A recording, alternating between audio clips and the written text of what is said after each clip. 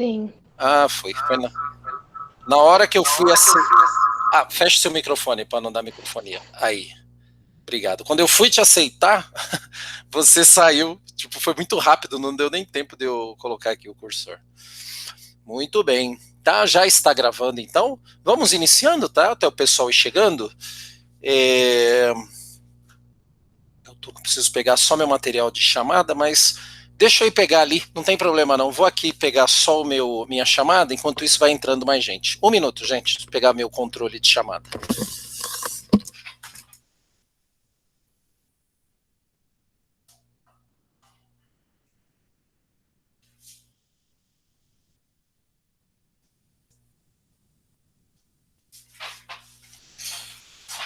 Pronto. Pronto. Muito bem, vamos lá então. Vocês estão com o livro aí? Tá, já está no jeito? Se vocês puderem então pegar a parte... eu vou fazer diferente, eu vou compartilhar o livro digital. Deixa eu abrir mais um campo aqui, peraí que é rapidinho. Eu vou abrir mais um campo porque vocês visualizando o livro compartilhado, acho que fica mais fácil, principalmente na hora de leitura e na hora da minha explicação, tá? Espera aí que é 2 minutos para eu fazer essa operação, é rapidinho. Enquanto isso também é até bom que vai entrando mais alunos aí. Tá? Enquanto isso vocês vão se organizando. Deixa eu já adiantar então questões relacionadas à aula. Nós vamos então trabalhar o caso francês, né? O nosso tema central aí é o absolutismo, tá? A gente está trabalhando o absolutismo e nós vamos trabalhar 2 casos distintos, né? A questão, o absolutismo praticamente ele aconteceu em toda a Europa. Só que como nós trabalhamos, ele se deu em jeitos diferentes, né? A França teve uma centralização, né, muito mais, né, fechada no rei, né, nas suas atribuições, né, enquanto que na Inglaterra teve um outro critério, né, teve um controle maior. E esses 2 reinados importantes para nós enquanto história, ele traz como objetivo a gente pensar nessa diferenciação, para nós entendermos que o próprio absolutismo, apesar de ser uma palavra geral, uma palavra que atende tudo o que aconteceu na Europa, isso não quer dizer que esse absolutismo aconteceu igual em todos os países. Ele não aconteceu, primeiro, por tempo histórico. Cada um teve a sua autonomia, espaço, tempo, que esse absolutismo aconteceu.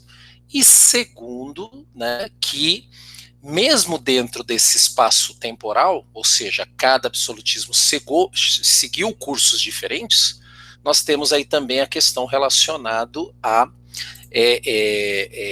de que forma aconteceu. Ou seja, cada um seguiu caminhos diferentes. Por quê? Porque a gente está falando de povos diferentes, né, que tinham necessidades diferentes, e mesmo em torno do absolutismo, acabou tendo essas particularidades, tá? Acabou tendo essas particularidades. Muito bem, deixa eu então compartilhar a tela para vocês. Chegou a Aline.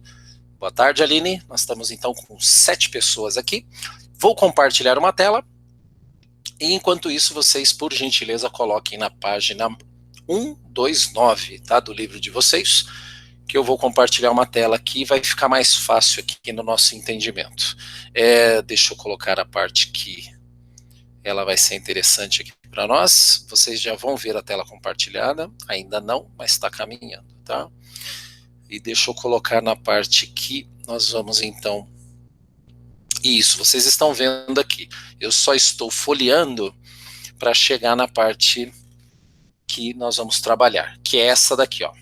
Página 129, eu vou aumentar aqui o tamanho, né, para que a gente possa ter uma visão aqui melhor. Deixa eu colocar 125 aqui, e abrir, aqui também tem um dispositivo que você consegue deixar modo de tela cheia, então aqui vocês conseguem ver aqui, ó, tá? Página 129, e aqui eu vou fazer então vou ler alguns trechos, tá? Complementar a nossa explicação, e aí eu vou pedir a gentileza, se você tiver em mãos aí um marca-texto, um lápis, tá? Para estar sublinhando, vai ser importante aí para nós, tudo bem? Seguindo então, o caso francês, um exemplo de absolutismo. Em aulas anteriores, nós já trabalhamos... Professor, Pois não? a Tainá queria o link da aula. Ela quer o link da aula? Peraí, Isso. só um minutinho. Eu vou colocar aqui no chat. Peraí. Ela não está conseguindo entrar? Não. Não. Ó, consegue mandar para ela pelo WhatsApp? Ela ver se ela consegue entrar? Consigo, obrigada. Imagina. Então vamos lá, deixa eu retornar lá, se ela pedindo para eu aceito ela. Então ele fala o seguinte, podem grifar aqui por gentileza, a centralização do poder na França ocorreu após a Guerra de 100 Anos, com a chamada dinastia Valois, tá? No entanto, mais de 100 anos se passaram até que os reis começaram a exercê-lo de forma absolutista. Este rei aqui, ó, Luís XIII, da dinastia Bourbon, chegou ao trono em 1617, com apenas 9 anos de idade, e, obviamente, com a pouca idade, ele acabou sendo assessorado por pessoas ali próximos a ele, né? Aqui, e aqui é importante vocês grifarem, ó, quando ele fala aqui, ó, quando Luís XIII, ó, aqui, ó, foi sucedido por seu filho Luís XIV, tá? Eu acho que eu consigo fazer isso aqui, ó. Isso, olha lá, para vocês grifarem melhor, ó. Estavam criadas as condições para que ele se tornasse um rei absolutista mais poderoso da Europa. E olha que ele complementa dizendo, ó, Luís XIV ficou conhecido como Rei Sol, porque afirmava que tudo girava ao seu redor e que a nação dependia da sua força e luz. Né? Então, isso que está grifado. Opa, deixa eu aceitar aqui. Sofia chegou, a Tainá, daqui a pouco ela... a página, a Júlia está perguntando, 129, tá? 129.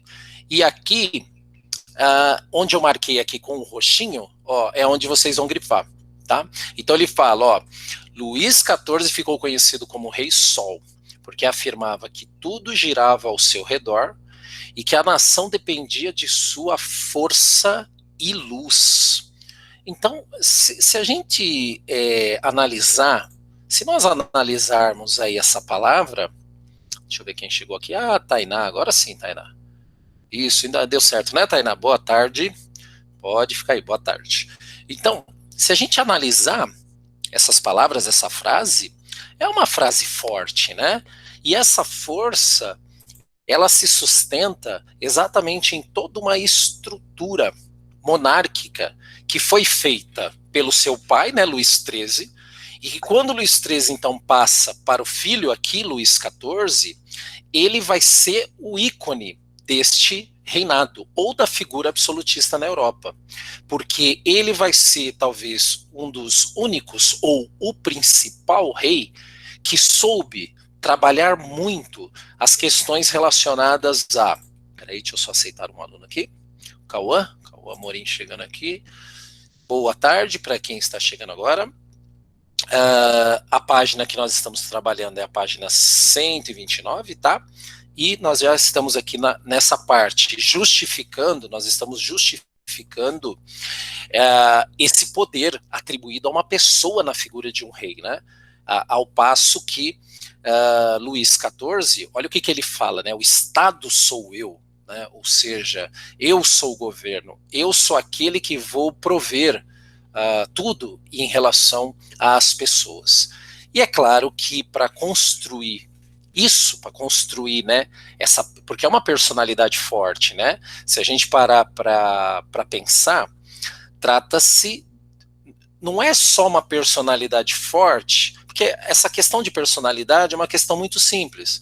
Nós temos personalidade, a gente se coloca, nós falamos, tal. Mas aqui, eu quero que vocês percebam a diferença da questão de que o rei precisava trabalhar a imagem personalista. Ou seja, sempre está mostrando uma figura forte, uma figura soberana, e isso fazia parte de todo esse amparato que a sua posição. E não só isso, mas também tinha que se fazer com que as pessoas acreditassem na sua posição, né? E olhassem ele até como um deus, né? Então, esse tipo de situação são coisas que precisava ser construída. E se teve uma pessoa que fez isso muito bem, foi o rei Luís XIV, tá? Olha o que ele fala aqui. Aqui, a gente até chegou a trabalhar imagens, né? A gente chegou a trabalhar na sala de aula. Na última aula, que eu me lembro, a gente trabalhou as ideologias filosóficas, né? Que justificavam a figura, que justificavam o poder do rei. Não sei se vocês lembram, né? Que a gente chegou a trabalhar isso com Bossuet e com o outro filósofo lá, que tem até aqui, ó. É rapidinho de pegar aqui os dois nomes que nós trabalhamos, né? Deixa eu só subir aqui um pouquinho que eu já retorno lá, só para não perder o fio da meada, né? Nós trabalhamos este daqui, ó, Hobbes e Bossuet, que foram os dois filósofos que nós trabalhamos, que justificava, deixa eu aceitar aqui, que justificava o poder real. E depois, agora eu vou descer.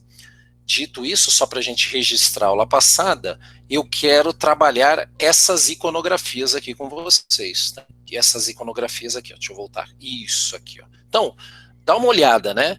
Quando vocês observam essas duas imagens aqui, podem participar, tá? Pode abrir o microfone. O que chama a atenção de vocês? Quem quiser falar, fica à vontade. O que está chamando a atenção? De qualquer imagem, gente. Participem, deixa eu ver o que vocês estão percebendo nessa imagem. Querem falar? Pode falar, fica à vontade. Elas são semelhantes? Oi, não chegou.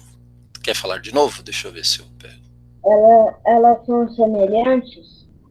Elas são semelhantes, isso, só que elas estão numa disposição diferente, né? Porque aqui é uma pintura e aqui é uma escultura. Mas o que mais? Tem mais coisa chamando a atenção de vocês dessa imagem? Do ponto de vista daquela questão do personalismo, que é a construção da imagem de um rei, né? O que mais que vocês conseguem perceber aqui na imagem? A gente consegue pegar alguns elementos, tá? Pode falar, quem abriu o microfone. Tem um anjo... Tá saindo som? Tá. Tem um anjo colocando uma coroa no rei. Como se fosse uma coroa, né? Como eu tô com tela compartilhada, eu não vejo quem está falando. Aline? Obrigado, viu, Aline, pela sua participação.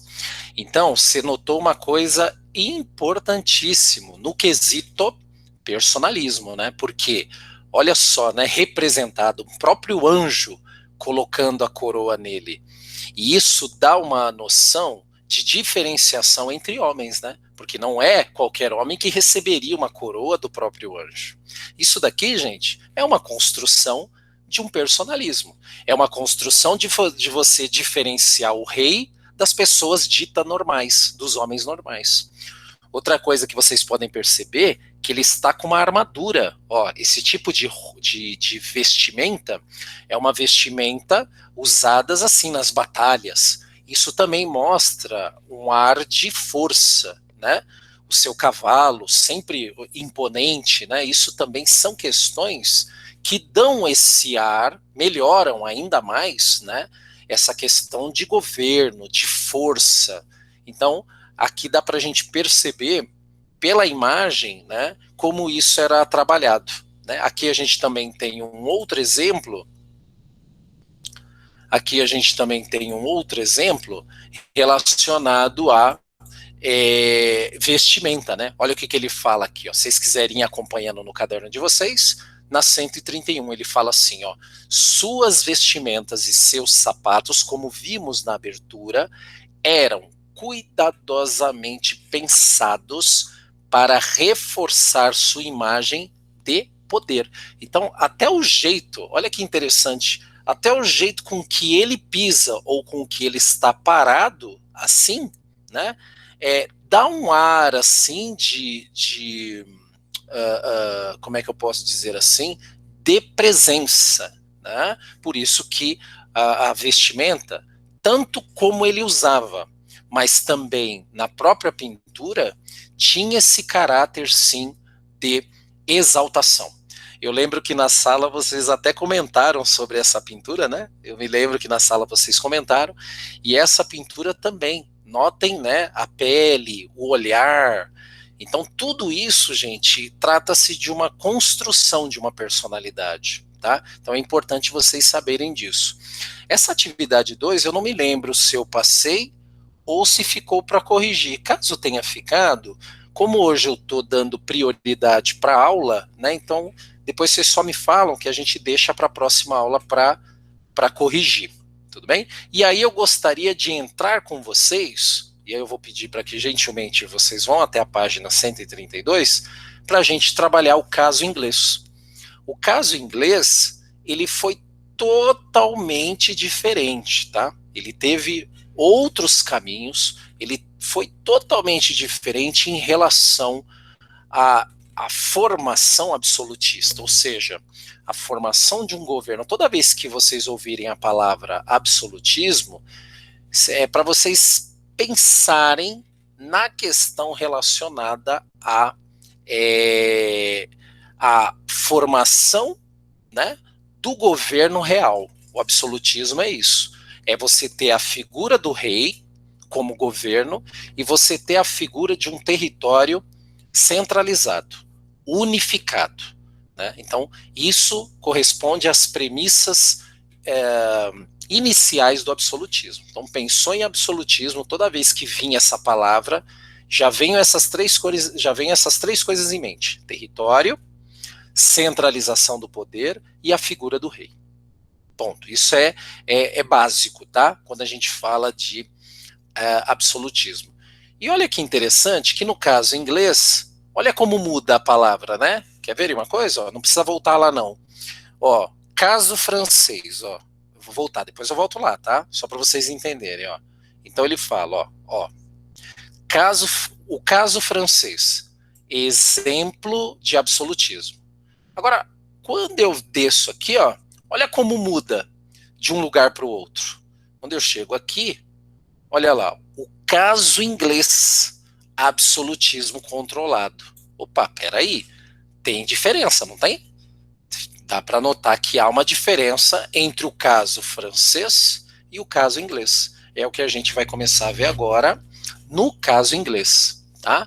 Então grifem essa parte aqui, eu vou marcando aqui para facilitar no campo visual de vocês. Ó, ele fala, ainda na Baixa Idade Média, olha o que ele fala, ó, os reis ingleses exerciam um poder que era acima da média em relação à Europa, e isso incomodava os nobres do reino. Então, no século XIII, o poder da monarquia inglesa passou a ser limitado. É a primeira vez na história, tá, em relação à formação das monarquias absolutistas, que um rei tem o seu poder controlado. Percebam que na França isso nem chegou perto. Nem chegou perto. Luís XIV mandava, desmandava e estava tudo certo. Já na Inglaterra, esse poder não teve esse campo todo.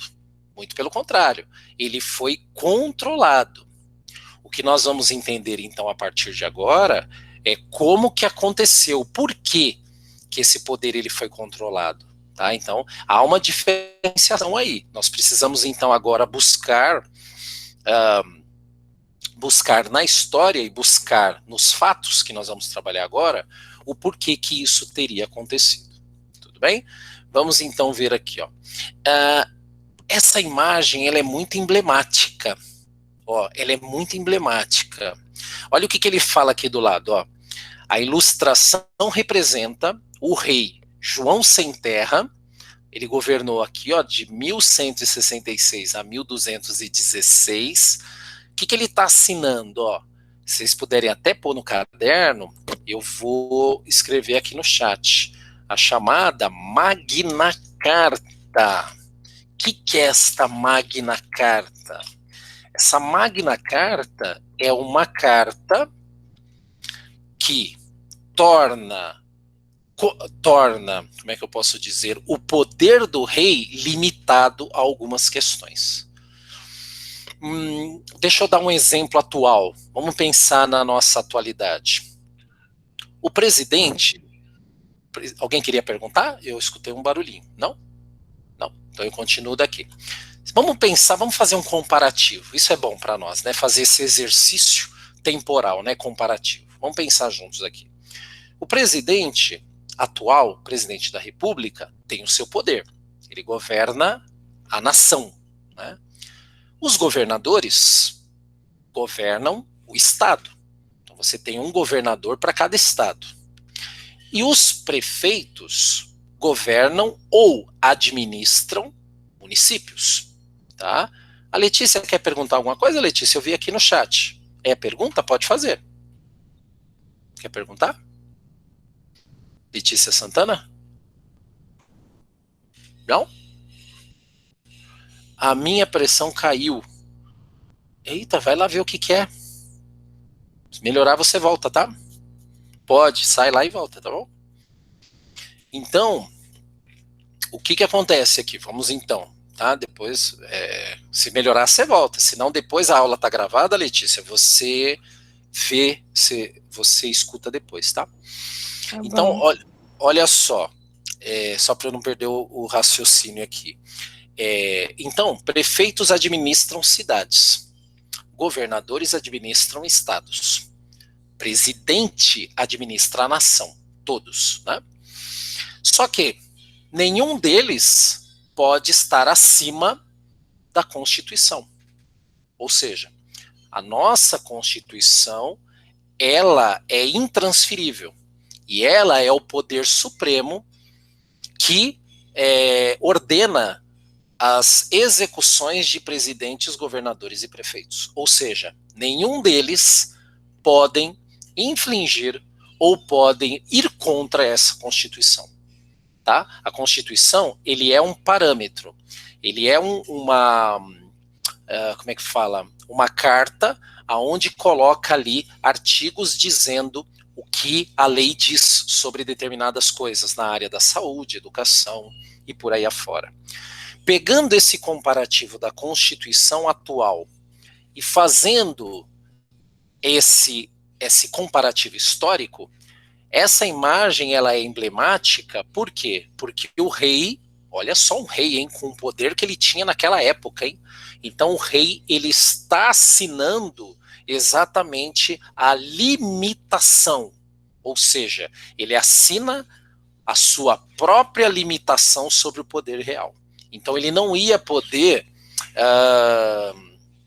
fazer tudo na hora que ele quisesse. Ele não poderia desrespeitar a Magna Carta. A Magna Carta, nesse caso, do século XIII, seria, guardadas as proporções espaço-temporais, seria a nossa Constituição hoje, tá? Só para vocês entenderem que elas têm quase que o mesmo peso. Então ele está assinando aqui. E notem que as pessoas que estão ao lado aqui, ó, são pessoas que estão atentas, né? Vendo ele assinar sobre isso.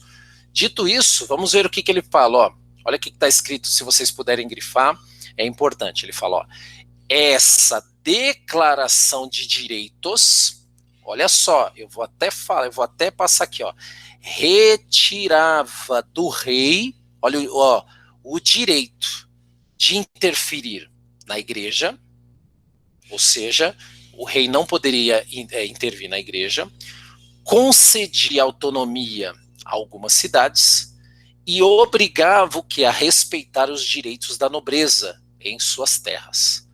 Olha o que mais. O rei perdia o direito de julgar pessoas livres, que somente poderiam ser condenadas por seus pares, ou seja, através de um tribunal do júri.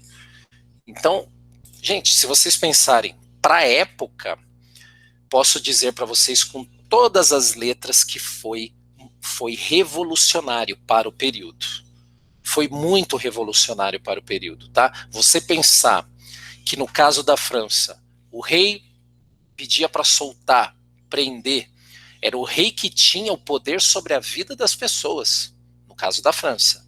Nós vamos perceber que no caso da Inglaterra, dá para ficar muito claro que na Inglaterra este poder ele foi limitado, ele foi controlado. E eu vou usar até uma palavra melhor. Ele foi, olha lá, gente, ó, fiscalizado. Essa é a palavra, é a melhor, fiscalizado. Vocês podem até colocar no caderno de vocês, ou próximo aí do livro, aí fica à vontade, onde vocês acharem interessante para estar revendo na hora dos estudos, tá? Então, a palavra fiscalizado. Olha só, um rei ser, eu fico imaginando, né? Um rei ser fiscalizado, pois no caso da Inglaterra aconteceu, né? Aconteceu. Por isso que a Inglaterra, ela até hoje, né?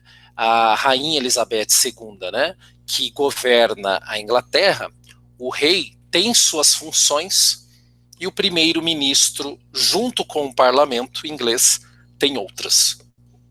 Essa separação, ela nasce na Inglaterra no século XIII, tá, gente? Ela nasce aí no século XIII, tá? E voltando aqui, vamos então trabalhar aqui as duas dinastias, que é importante, por quê? Porque mesmo com todas essas questões, né, a Inglaterra teve famílias que governaram em momentos distintos, né? E a palavra dinastia vem de um período grande, tá? Porque, como vocês sabem, o rei, ele tinha o poder hereditário. Portanto, o filho assumia, e assim sucessivamente. Por isso que era importância, naquela época, ter herdeiros, né? Nesse sentido. Então, ele fala ali, ó. Vamos lá. Ele fala o seguinte. No século XVI, o rei Henrique VIII e a rainha Elizabeth I foram gradativamente aumentando seus poderes, sem romper relações com o parlamento. Como estudado no 7º ano, Henrique VIII fundou a igreja anglicana e se tornou seu chefe maior, confiscando as terras da igreja católica. Olha que eu vou até deixar aqui para vocês entenderem. Olha que movimento político interessante, ó. O rei Henrique VIII, pela Magna Carta, não poderia mexer com a Igreja Católica. Então o que ele faz? Ele cria uma outra religião e criando essa outra religião a sua júdice, ou seja, criando essa outra religião ao seu comando, ao seu poder, ele então confisca as terras da Igreja Católica para atender essa nova religião que ele funda exatamente para ter as terras da igreja. Olha que eu quero que vocês percebam esse movimento que ele fez e que acabou descontentando principalmente a Igreja Católica, né? Que podemos dizer que foi um desrespeito à Magna Carta? Podemos dizer que sim e não. Porque ele não mexeu, interessante, né, até falar isso, ele não mexeu com a Igreja Católica, porque ele criou a Igreja Anglicana, mas ele mexeu nas terras da Igreja para poder, obviamente, servir esta nova religião que ele estava criando na Inglaterra. Olha o que ele fala aqui, a sucessora de Henrique VIII, Maria I, tentou retornar ao catolicismo, ordenando a morte de muitos anglicanos, olha só, e demais protestantes. Foi um período que, em nome da religião, naquela época, né, acabou sendo muito violento no período, tá? E aí ele continua dizendo, após a morte de Maria I, sua meia-irmã Elizabeth I, quem governa é a segunda, tá? Foi coroada e se tornou a monarca mais absolutista da Inglaterra. Elizabeth consolidou a igreja anglicana, valendo-se do clero para reforçar o seu poder. Tá? Então, essa parte ela é interessante nesse sentido, porque foi através deste movimento que uma das coisas que aconteceu, que acabou indo, foi o processo de cercamento. Olha que parte interessante aqui, se vocês puderem grifar, é importante, ó. Os cercamentos ocorreram, deixa eu grifar tudo e ler, ó. Os cercamentos ocorreram em áreas comunais, da época feudal. Aqueles antigos feudos, né, que já estavam perdendo sua força por questões que nós já trabalhamos, né? Renascimento comercial, renascimento cultural, a crise nos feudos, né? Então, algumas terras comunais ficaram meio que sem uso. O que o cercamento vai provocar? Os cercamentos ocorrem em áreas comunais, onde camponeses plantavam e colhiam coletivamente. Essas áreas passaram a ser usadas para a criação de ovelhas. E como essa atividade exigia pouca mão de obra, os camponeses acabaram partindo para a cidade. Se vocês puderem anotar no caderno de vocês, nós estamos falando do primeiro êxodo rural. Nós estamos falando do primeiro êxodo rural inglês. E esse êxodo rural, ele vai dar lugar à formação das cidades inglesas. Só que essas cidades inglesas, elas não são cidades comuns. As primeiras cidades inglesas, elas ficaram conhecidas como vilas operárias. Professor, o que seria vilas operárias? São cidades, tá? São cidades que começam a se desenvolver na Inglaterra através da indústria que começa a chegar nesses pontos. A palavra operária vem de operários, de camponeses que são transformados em operários para trabalhar nas indústrias de tecelagem que começam a surgir na Inglaterra. O que é importante nesse movimento que eu estou falando para vocês são duas coisas. O primeiro, a questão, que eu vou até colocar no chat, tá? Primeiro, a questão dos cercamentos. Por que os cercamentos é uma coisa que a gente precisa guardar e entender? Porque os cercamentos foi a expulsão desses camponeses, tá? Ou seja, esse campesinato obrigatoriamente precisou ir para a cidade, tá? E esses cercamentos passam a ter ovelhas. Você pode estar tendo essa dúvida agora, mas trocar pessoas por ovelhas? Você pode estar pensando isso. Na verdade, as ovelhas, elas são matérias-primas para tecelagem. Ou seja, a lã que a ovelha solta, quando você corta a lã da ovelha, essa lã ela foi utilizada nos teares ingleses para a fabricação das primeiras roupas já num ritmo industrial. Outra curiosidade, por que roupa? E por que fabricar roupa? Exatamente porque os artigos que vinham do Oriente, né, as mercadorias que vinham do Oriente para a Europa, muitas delas eram roupas, e eram roupas muito bonitas, né? Então a Inglaterra, o que ela faz? Ela tem essa brilhante ideia de começar a fabricar roupas exatamente para competir com esses artigos que vinham do Oriente. Está estabelecido, a partir dos cercamentos, uma das coisas que mudaria toda a história, que mudaria não só a Inglaterra, mas praticamente vários países do Ocidente, que é isso que, por gentileza, vou pedir para que vocês coloquem no caderno, que é chamado de Revolução Industrial. Olha só, essa palavra, tenho certeza que vocês já ouviram ela, seja em aula ou não, porque trata-se de um acontecimento importante. E esse acontecimento se deu na Inglaterra por essas decisões do pai, Henrique VIII, e da filha, Elizabeth I. Tá? Na Inglaterra, até hoje, dizem que a Elizabeth I foi a melhor rainha que governou a Inglaterra, né? Tanto é que, na época dela, a Inglaterra ficou conhecida como a Era do Ouro, né? E por quê? Ela trouxe tanta prosperidade. Por isso que ela está fazendo, né? Por ela facilitar o processo industrial que já estava em curso na Inglaterra, mas também, deixa eu já parar o compartilhamento, mas também por ela ter a Inglaterra colonizava muitas áreas, né? A Inglaterra colonizava muitas áreas, então ela também... Peraí que tá aparecendo eu 2 vezes aqui na Letícia. Tá aparecendo 2 vezes ali, ó. Então, o que acontece? Deixa eu só tirar uma minha aqui que facilita. Então, nesse sentido, gente, importante para a gente pensar que a Inglaterra, ela, com as colônias e com o processo industrial, né, ela começa, então, a ficar rica enquanto nação, tá? Foi um dos períodos, tá? Um dos, que teve outros, mas foi um dos períodos de maior prosperidade de um reino que nunca se viu na Europa, tá? E importante, né, dar destaque porque foi feito por uma mulher, tá? Foi feito por uma mulher e foi no governo, foi na dinastia de Elizabeth I, tá? Então, gente, vamos lá, vamos só nos organizar aqui, ó.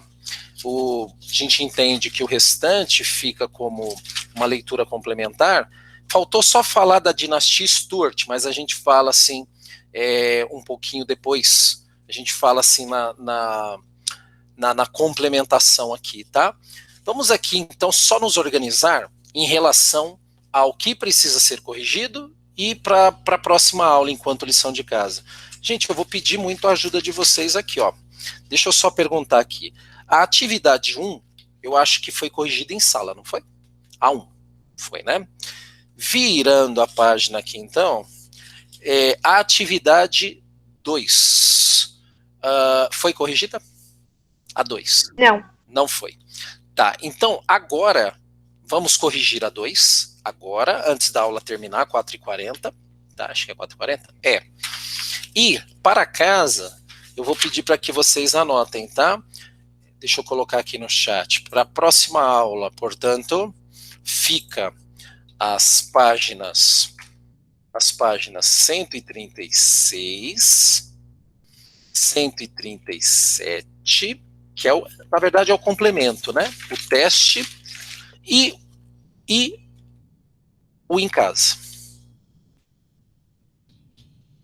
E o em casa. Tá? Então vai ficar esses aí. Tá? 136, 137 e o em casa. Esse daí, ele vai ficar para a nossa próxima aula. Aí vocês já me lembram, tá? Para a gente já iniciar fazendo essas correções, tá? Fazendo aí a gente já começa com essas correções. Bem, vamos juntos lá para a atividade 2, a partir da leitura do texto que fala o seguinte: leia o texto do historiador Peter Burke, que ele fala sobre Luís XIV. Luís esteve no palco é em destaque, tá? Durante quase toda a sua vida. Os objetos materiais mais intimamente associados ao rei também se tornaram sagrados porque o representavam. Assim, era uma ofensa dar as costas a um retrato do rei, entrar em seu quarto de dormir vazio, sem fazer uma genuflexão. E aí ele fala o seguinte na letra A: genuflexão, tá? É uma ação de oração, tá? Que no caso aqui tem o nome de dobrar o joelho e tocar no solo e voltar na posição certa. Dado as questões relacionadas a esse poder real que o caso francês nos mostrou nas aulas, né? Então ele fala aqui, ó: considerando que você estudou, explique o trecho Luís esteve no palco durante toda a sua vida. Vocês podem colocar no caderno. Porque ele se fez. Eu vou estar no chat, tá? Se fez presente. Trabalhando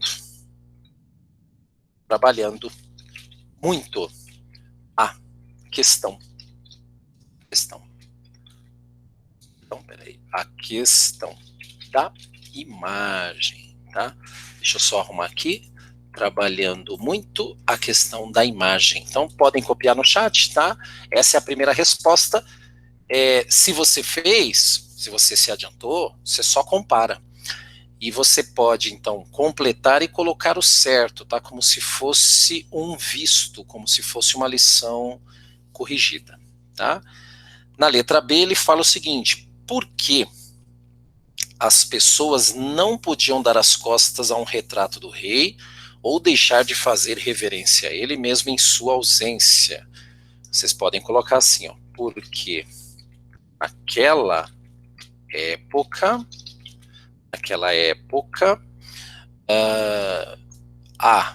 naquela época, vírgula, a importância, vai estar no chat, tá? A importância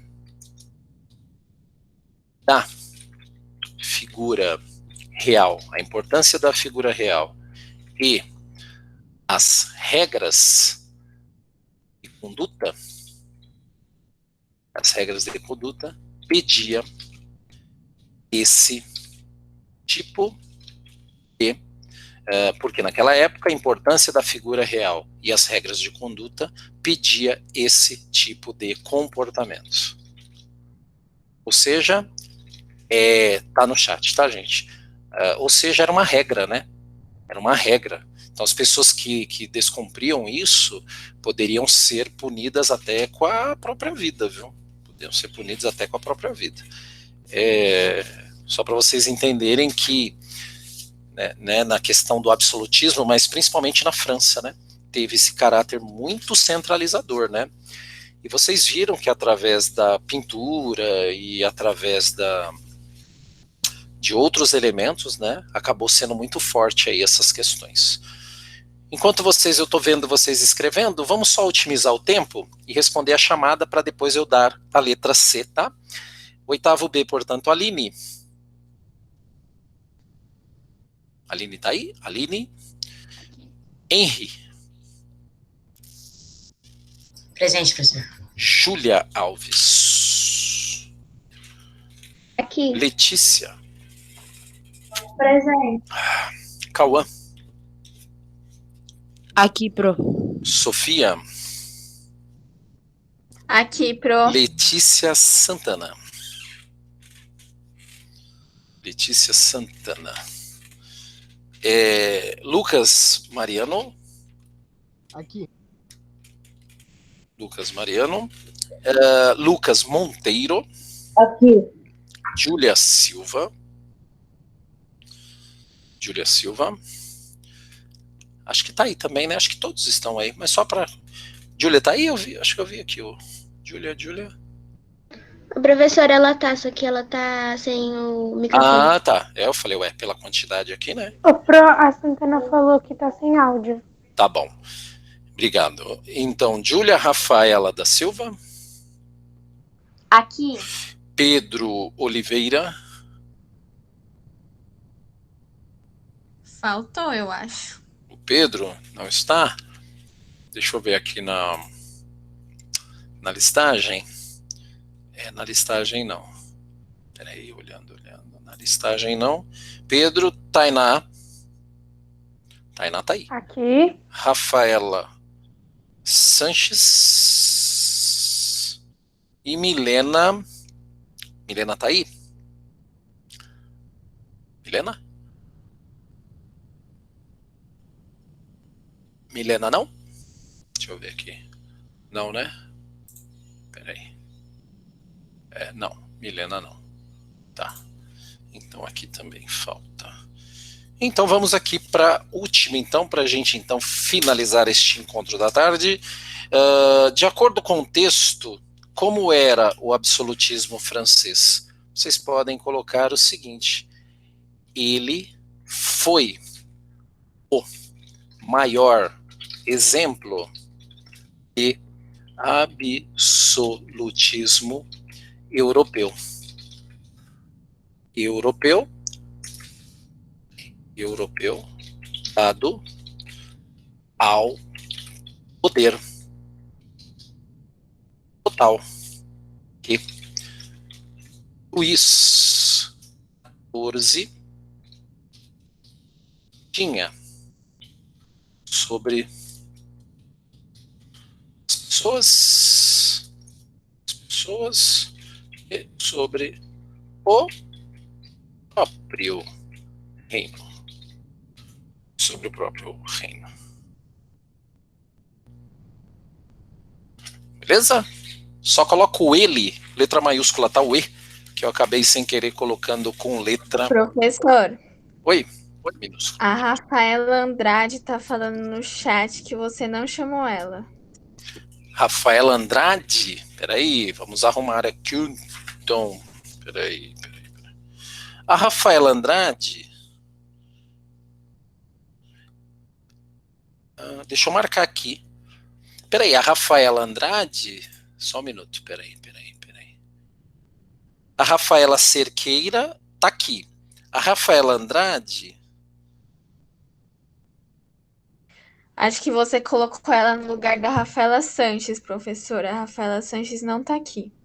Ah, entendi. Então, peraí, deixa eu arrumar aqui. Tá, então... Rafaela Andrade. Então nós temos, deixa eu ver se eu não estou confundindo. Nós temos a Rafaela Andrade, nós temos a Rafaela Cerqueira e nós temos a Rafaela Sanches, é isso mesmo? Isso, 3 Rafaela. Ah, então tá resolvido. Então, São Rafaela... 3 Rafaelas, 2 Letícia, 2 Lucas. Olha, vocês combinaram isso, né, de ficar todo mundo junto, né? Então tá com presença, tá?